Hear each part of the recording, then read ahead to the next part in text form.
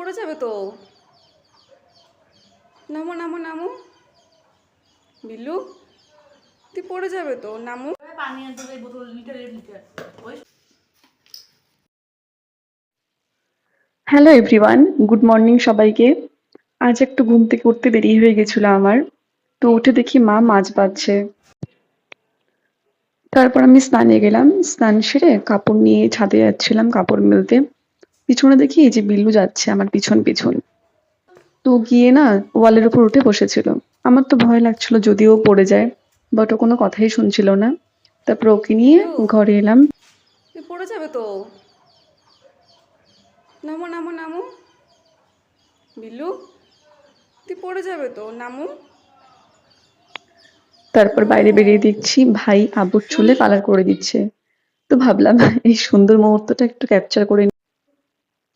মা রান্না বসিয়েছিল, তারপর মার কাছে একটু গেলাম মাকে হেল্প করতে।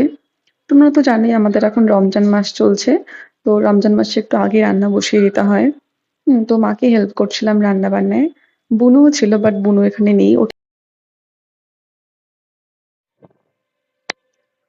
আর আজকে রান্না হয়েছিল ডাল, তারপর আলু বিনস ভাজা, মৌরলা মাছের ভাজা, আর মাছের ঝোল হয়েছিল আজকে। তো এরপর বিল্লুর খাবার সময় হয়ে গেছিল, তোকে খাবার দেওয়ার জন্য না ঘরে গিয়ে দেখি যে ও ঘুমিয়ে পড়েছে। ও তো শুনছেই না, এত ঘুমিয়েছে কুম্ভকর্ণের মতো। তুই তো খাবেন কি না? করব, তারপর চলে গেলাম। চলে গিয়ে স্যার, যেহেতু ইফতারের সময় হয়ে যাচ্ছে, ও স্যার, আব্বু মসজিদ স্যার, যাবে, তো আব্বুর ইস জন্য কি ঘুম। নাস্তা রেডি স্যার করছিলাম। আপনি উঠবেন না, কারণ আব্বু নিয়ে খাবেন না? যাবে, তো ও আব্বুকে রেডি স্যার করে দিচ্ছিলাম। কি।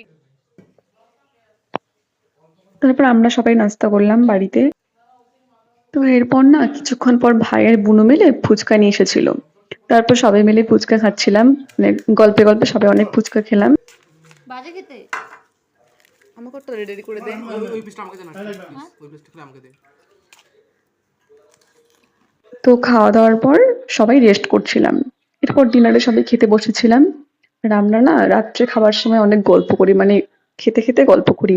কারণ দিনের বেলা সবসময় একসঙ্গে খাওয়া হয় না, খাই বাট সবাই থাকে না ওই সময়টা।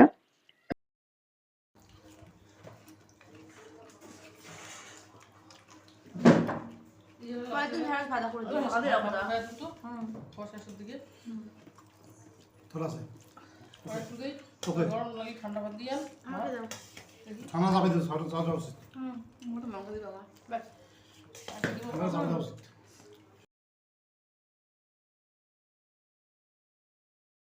তো ভাই খাওয়াই দিয়া।